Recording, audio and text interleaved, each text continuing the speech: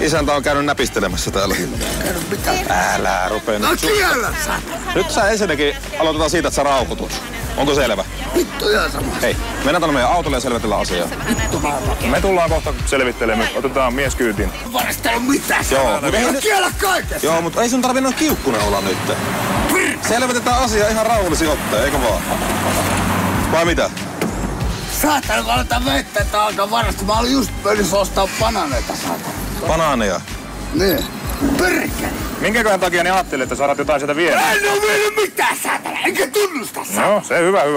Ja mistäkö se voisi johtua, mä vaan sitä, että mistä ne on tämmöisen erehdyksen saanut päänsä? On kusipäitä, saatana. Missä tää on, kun sulla on täällä joku juttu?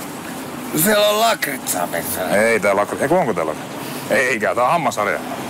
On se. Joo. Mistä sä Mitä nyt saatana? Mistä sä oot sen saa? Vittu kai pitää vittu saatana suustaa pitää huolta. Jos ei nyt asuntoa saatana. No niin, Mä tarkoitin, että miten sä oot saanut sen? Oli tänään jo aika lailla keväisen lämmintä. Voitko luvata samaa? Mitä? No kyllä joo. Tänään päästiin jo 15 asteeseen paikkapaikoin tuolla lounaassa. Huomenna jäädään kyllä 10 asteen alapuolelle paikoin ja luntakin taitaa paikoin sataa. Selvä juttu. Mennään vielä aivan toisenlaisiin maisemiin ja tunnelmiin. Kyllä, nimittäin epävarmoina aikoina moni kaipailee turvallista ja rauhallista olinpaikkaa. Sellaisen löysi ainakin omasta mielestään tämä pikkulintu poliisin hatusta. Poliisi oli tekemässä Turkin Dentzilin poliisipiirissä rutiinikierrosta, kun lintu istahti ensin kädelle, sitten olkapäälle ja asettui lopulta mukavasti lakkiin. Mediahälykään ei lintua häirinnyt, sillä ei ollut yhtään mitään kiirettä toisaalle. Ei ollut poliisillakaan mikään kiireisin päivä. No niin, ja kohta.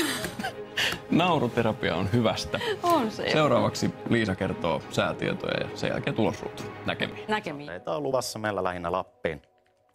Ja tänään täällä aivan pohjoisessa on tullut taivalta ihan silkkaa luntakin.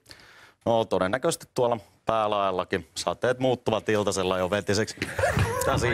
Jatka vaan, tää ei satu nimittäin yhtään. No niin, siis ei pohjoisen sateistakaan päästä oikein yölläkään eroon. Eli uusia sateita tänne tässä. Tarvitaan mennään hyvän tekevästä. Mennään päivän hyväksi, niin viedään housukkiin jalasta.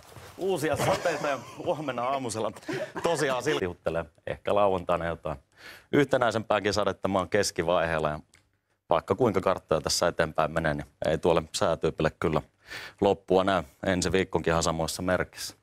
Ja toivottavasti meikäläinen saa jostain housut jatkossa. Taisi olla pojat nenäpäivän asialla. Säitä ihmetellään myöhäislähetyksessä.